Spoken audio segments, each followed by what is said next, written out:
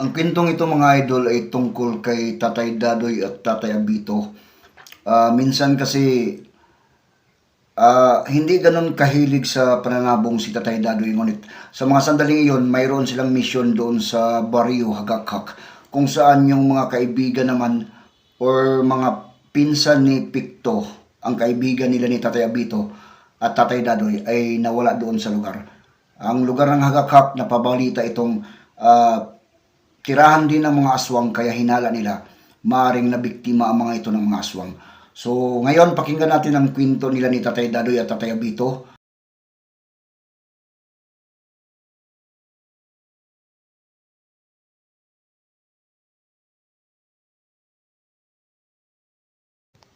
Galing sa kanilang kinaroroonan, kitang-kita nila ang tatlong mga aswang na nakabantay doon sa bukana ng kuwibang iyon.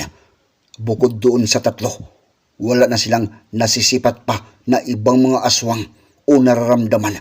Kaya nakakatiyak ang dalawa na tanging ang tatlong mga aswang na lamang ang natitira doon sa labas ng kuwiba.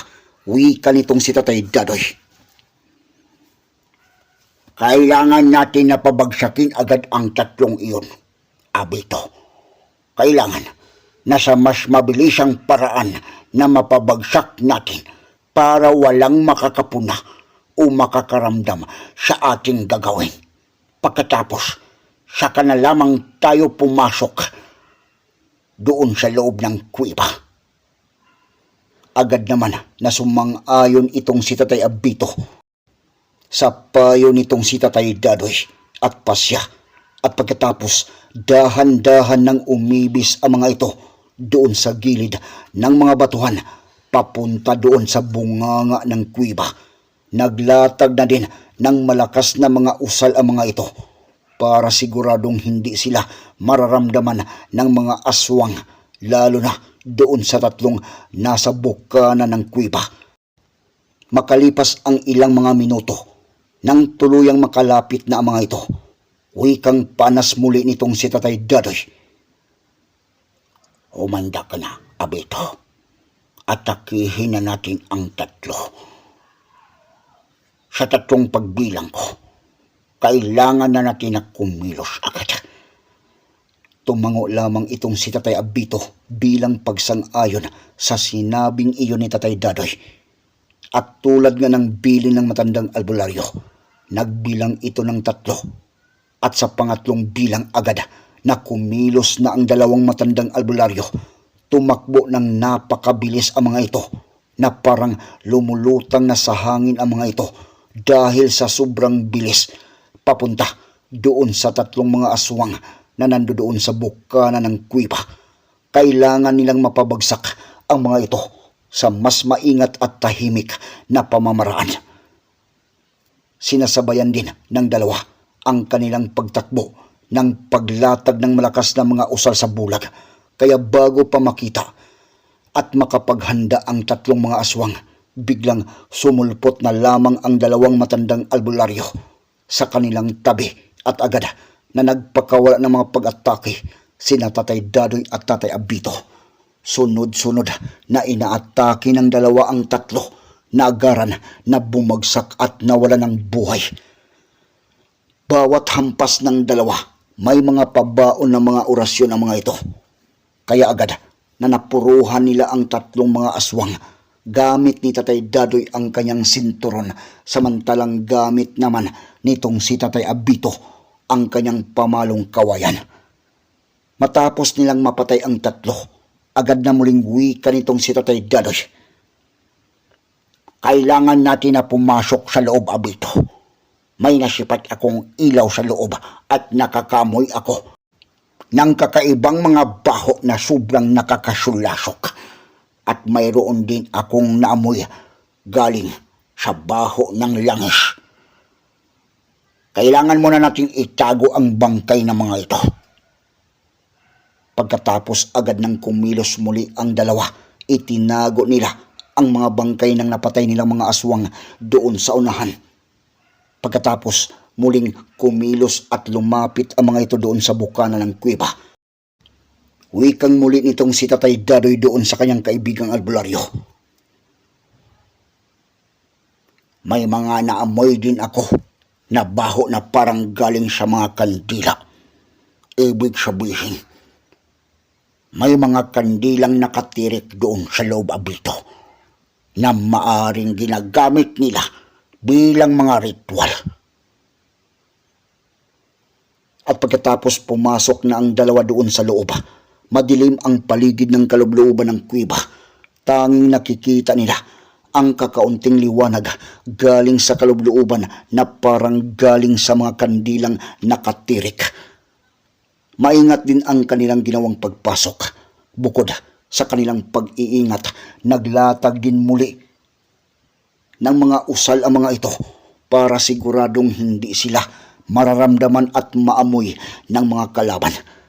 Naamoy na din nila muli ang baho na parang galing sa langis at hanggang sa lumipas ang ilang mga minuto, doon sa unahan, mayroong malawak na bahagi at nakita nila doon ang mga bangkay ng mga aswang na napatay nila na nandoon sa gitna ng batuhan habang nandoon din ang grupo nila ni Kapitan Delfin. Mahigit sa 10 ang bilang ng mga ito. Ngunit ang ikinagulat pa nila ni Tatay Dadoy at Tatay Abito doon sa sulok ng batuhan dahil sa liwanag galing sa mga kandilang nakatirik na aninag nila ang mga taong nakagapos. 5 ang lahat ng bilang ng mga ito at nang titigang maayos at mabuti. Nitong si Tatay Abito at Tatay Dadoy, ang mga ito, nakikilala nila agad ang dalawa. Ang dalawang pinsan ni Picto na nanabong dito sa lugar na ito at napabalitang nawawala. Ang dalawang pinsan ni Picto na nandirito sa lugar ng Hagakak at bigla na lamang itong naglaho kung saan hinala ng lahat, lalo na itong si Picto, na ang mga aswang ang may kagagawan at ngayon nila napagtanto na totoo ang hinala nitong si Picto. Hindi makapaniwala si Tatay Dadoy na buhay pa pala ang mga ito. Ngunit kahit na ganon, mababanaag mo naman sa mga hitsura ng mga ito ang sobrang panghihina ng kanilang mga katawan. Muling wika nitong si Tatay Dadoy habang napapamura ito ngayon. Anak ng linti, Abito, sigurado ako na ang dalawang iyan ay ang mga pinsan ni Picto. Salamat at buhay ang mga ito. Ngunit nakakatiyak akong masama ang kanilang kalagayan. Ngayon, ang ating gagawin, atakihin na ang grupo ni Kapitan Delfin at patayin ang lahat ng mga ito. Dito na sa loob ng kuweba, susunugin natin ang kanilang mga bangkay para wala nang makakaalam pa kung nasaan ang mga ito. Para isipin na lamang ng mga tao doon sa lugar ng Hagakak na nawala ang mga ito na parang pula. Humanda ka na. Malakas din ang mga aswang na ito. Ngunit sa tingin ko, kayang-kaya natin na patayin ang mga ito. Pagkatapos ng pagkawikang iyon, nitong si Tatay Dadoy, agad niyang ikinarga ang kanyang mga usal sa kanyang hawak na sinturon. Samantalang ganon din ang ginawa nitong si Tatay Abito. Agad itong nagkarga ng mga usal para naman sa kanyang hawak na pamalong kawayan. Habang sinimula na ng grupo nila ni Kapitan Delfin ang mga usal at mga ritual para sa kanilang gagawin, naglalakad na din ang dalawang mga albularyo papalapit sa mga ito at wika nitong si Tatay Dadoy habang mahigpit ang pagkakahawak sa kanyang sinturon. Ano ngayon ang masasabi mo, Kapitan Delfin? Ipagkaila mo pa rin ba ang tunay ninyong katauhan? Salot kayo sa baryo ng Hagakak. Marami na kayong nabiktima at tulad ng aming hinala, kayo ang may kagagawan sa pagkawala ng mga sabungero, kabilang na ang mga pinsan ni Pito. Andun ang dalawa sa gilid kasama ng iba pang mga bihag ninyo. Batid kong marami na kayong napatay at nabiktima at kinakailangan ng wakasan ang kasamaan ninyo. Dito sa loob ng kuwibang ito. Dito na maaagnas ang mga katawan ninyo. Dahil ngayon, papatayin namin kayong lahat. Napalingon ang grupo nila ni Kapitan Dilpin sa kinatatayuan nila ni Tatay Dadoy at Tatay Abito. Gulat na gulat ang mga ito. Ni Katiting, hindi nila inaasahan na makikita ang dalawang albularyo dito sa loob ng kuwiba kung saan dito nila ginagawa ang mga ritual, lalo ngayon, kabilugan ng buwan. Umaalulong at umaangil agad ang iba pang mga aswang habang gumagapang dahan-dahan ang mga ito. Tulad ni Kapitan Dilpin, gulat na gulat din ang mga ito sa presensya nila ni Tatay Dadoy at Tatay Abito. Katanungan naman sa kanilang isipan ngayon kung ano na ang nangyayari doon sa tatlong mga kasamahan nila na nagbabantay doon sa bukana. Kung bakit nakakapasok na ang dalawang albularyo. Siguradong dumaan ang mga ito doon sa bunganga ng kuwiba. Nang makabawi naman sa pagkagulat at wisyo itong si Kapitan Dilpin, umaangil itong humarap doon sa dalawa at sagot naman ng pinuno ng mga aswang doon kina Tatay Dadoy at Tatay Abito. Napakalakas ng loob ninyong pumasok dito sa aming teritoryo. At napakalakas ng loob ninyong maniniwala na kaya ninyo kaming mapatay ng ganon-ganon lamang kadali. Nandirito kayo sa aking teritoryo. Nakapalibot sa kuwibang ito ang aking mga kapangyarihan at mga orasyon. Hindi mo ako, hindi ninyo kami mapatay ng ganon-ganon lamang. At dahil nandito kayo, kayo na ang isusunod namin sa pagpatay at gagawing pang-alay sa aming Panginoon. Pagkatapos ng pagkawikang iyon nitong si Kapitan Dilpin, umaalulong ito ng napakalakas at inutusan agad ang kanyang mga kasamahang aswang na palibutan ang dalawang mga albularyo. Napalingon naman itong si Tatay Abito doon sa kinaroroonan ng mga bihag ng mga aswang. Hindi gumagalaw ang mga iyon, ngunit batid at sigurado itong si Tatay Abito na buhay pa talaga ang mga bihag ng mga ito, lalo na ang dalawang pinsan nitong si Pito. Sagot naman nitong si Tatay Dadoy doon sa kapitan. Ikaw ang malakas ang loob, Kapitan Dilpin. Dahil ba nandirito kami sa iyong teritoryo, iniisip mong nakakalamang ka na. Tingnan natin ngayon. Pagkatapos ng pagkawikang iyon nitong si Tatay Dadoy, umindak ito doon sa batuhan at may binabanggit na dalawang banyagang salita. Matapos lamang ang ginawang iyon ng matandang albularyo, biglang natumba ang ilan sa mga nakatayong mga aswang. Nakakaramdam ng sobrang pagkahilo ang mga ito, samantalang ang mga nakadapang mga aswang nakakaramdam din ng kakaibang pamamanhid sa kanilang buong katawan. Agad naman na napansin iyon ni Kapitan Dilpin. Mabilis din itong gumawa ng mga usal pang basag para kontrahin ang ginawa nitong si Tatay Dadoy at pagkatapos lumundag ito at dinaluhong na itong si Tatay Dadoy. Nagpakawala agad ito ng sunod-sunod na mga pagkalmot. Mabilis naman na kumilos na din itong si Tatay Abito. Sinalubong niya ang kapitan ng mga pagpalo gamit ang kanyang pamalong kawayan.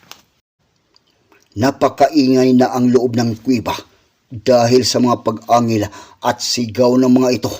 Napagtanto din agad itong si Tatay Dadoy at Tatay Abito na malakas itong si Kapitan Delpin, lalo na sa mga aspitong orasyon dahil nagawa nitong mabasag ang ginawang usal na inilatag ni Tatay Dadoy. Ngunit dalawa na sa kanyang mga kasamahan ang tinamaan nila ni Tatay Dadoy at Tatay Abito at napabagsak. Nagpapatuloy ang sagupaan ng mga ito. Patuloy din na dinaluhong sila ni Kapitan Delpin ng mga pag-atake habang nagpakawala ito ng mga pag-angil at umaalulong ito ng napakalakas. Ang mga kasamahan naman ng kapitan nang makabawi ang mga ito ng wisyo, umaangil at umaatake na din ang mga ito sa kanila. Wika nitong si Tatay Dadoy, "Ako na ang bahala sa Kapitan Abito. Ikaw na muna ang bahala sa kanyang mga tauhan. Ako na ang papatay sa demonyong ito." Agad naman na tumalima itong si Tatay Abito. Gamit ang kanyang pamalong kawayan, agad na inaatake nito ang mga kasamahan ng kapitan. Maririnig mo ang mga lagapak sa bawat tama ng mga pagpalo nitong si Tatay Abito sa katawan ng mga aswang at ang sigawan ng mga ito at pag-igik. Nagpapalitan naman ng mga pag-atake sina Tatay Dadoy at Kapitan Delpin. Napakaliksi ng kapitan, ngunit kalkulado naman ang mga kilos at galaw sa mga pag-atake ni Tatay Dadoy doon sa kapitan, at ilang sandali pa tinamaan niya itong si Kapitan Delpin ng mga paghampas at pagpalo gamit ang sinturon ng matanda. Tumalsik ang kapitan at tumama ang katawan doon sa batuhan. Napapamura ngayon ang kapitan. Ngayon niya napagtanto na malakas talaga ang albularyong kalaban niya ngayon. Malaki ang kanyang tiwala sa kanyang lakas na tangan, ngunit mukhang hindi pa rin ito sapat sa lakas ng albularyo. Nakita niyang bumabagsak na din ang kanyang ibang mga kasamahan at mga tauhan na inaatake din ng isa pang albularyo na si Tatay Abito. Kaya napapaangil sa galit itong si Kapitan Delpin at muling umatake ito kay Tatay Dadoy. Wika ng matandang albularyo habang hindi ito nagpapakita ng pagkatinag, nakatayo at hinihintay ang gagawin na paglapit nitong si Kapitan Delpin. "Tulad ng aking sinabi, Kapitan Delpin, wala nang puwang pa sa mundong ito ang mga katulad ninyong demonyo. Tutuluyan ko na kayo ngayon." At pagkatapos ng pagkawikang iyon nitong si Tatay Dadoy, biglang tumakbo na din ang matandang albularyo ng napakabilis at agad na inaatake ang kapitan. Nagiging dahilan iyon para muli itong bumagsak doon sa batuhan, at ngayon sa mga pagkakataon na ito, tuluyan na itong nangingisay. Malala at malalalim ang mga latay nito sa katawan dahil sa tama ng mga pagharibas nitong si Tatay Dadoy gamit ang kanyang sinturon. Napapaigik pa ito ng malakas bago ito tuluyan na binawian ng buhay. Wika nitong si Tatay Dadoy habang nakatayo doon sa bangkay na si Kapitan Delpin.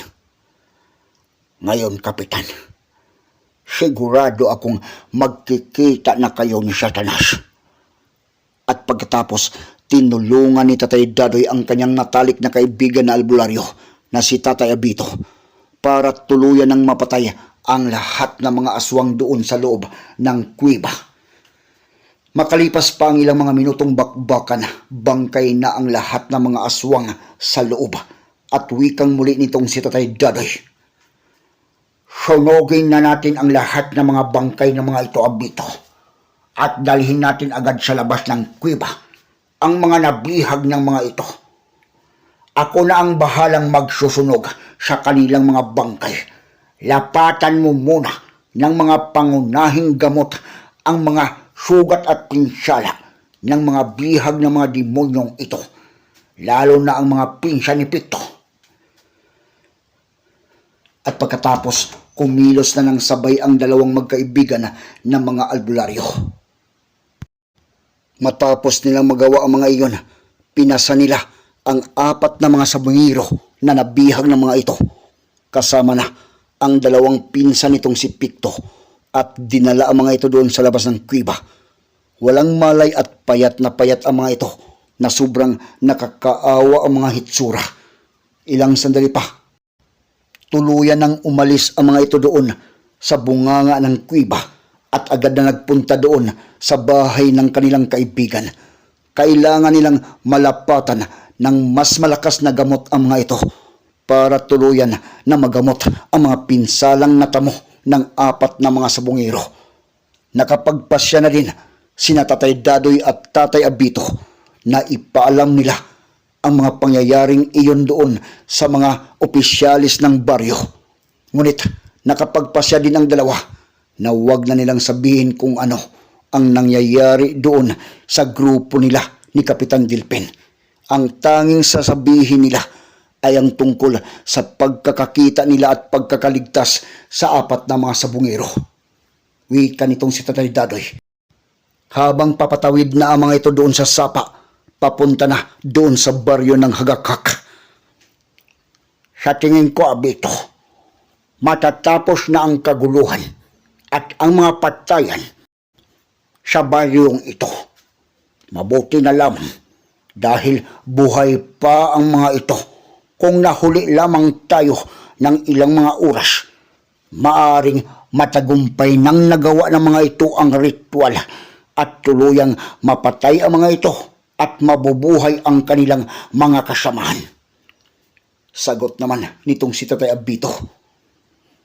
Tama ka, Dadoy. At mabuti lamang din na papayag kita na sumama kay Picto dito sa lugar na ito. Nakapanabong pa tayo, nananalo, na iligtas natin ang mga nawawalang sabungero. Hindi man lahat, ngunit maituring pa rin na tagumpay ang ating misyon. At ang pinakamalaking tagumpay, napatay natin ang mga aswang, ang grupo ni Kapitan Gilpin.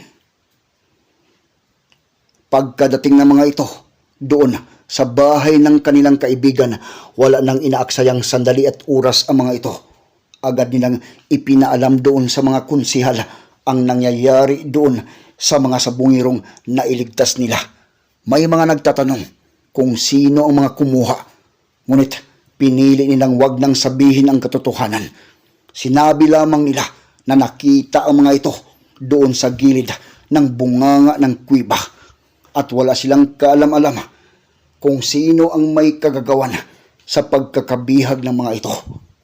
Ngunit batid nila ni Tatay Dadoy at Tatay Abito na malalaman din ang buong katotohanan, lalo na naiwan pa doon sa loob ng kuweba ang mga bangkay ng mga aswang, ang grupo nila ni Kapitan Gilpin. Ngunit sa ngayon, masaya ang 2 mga matatandang albularyo dahil nagawa nila ng paraan at nailigtas nila ang buong baryo ng Hagakak at nakakatiyak ang mga ito na simula nang mapatay nila ang grupo nila ni Kapitan Gilpin, mamutawi na muli ang kapayapaan sa baryong ito. At iyon ang kanilang pinakamalaking tagumpay sa kanilang misyon. Sa araw na iyon, parang nabunutan ng tinik ang mga taong nandoon. Ngunit iniisip pa rin ng mga ito kung sino ang may kagagawan sa pagkawala ng mga sabungiro at kung nasaan na ang mga aswang, dahil nakakatiyak ang mga ito na mga aswang ang may kagagawan at nasa likod ng pagkawala ng mga sabungiro. Ngunit sa ngayon, dahil nga nailigtas nila ni Tatay Dadoy at Tatay Abito ang mga sabungirong nawawala, masaya na din ang mga ito. Samantalang sina Tatay Abito at Tatay Dadoy, nagpasya na din ang mga ito na ipagbukas na ang kanilang pagbabalik doon sa baryo ng Sinawahan.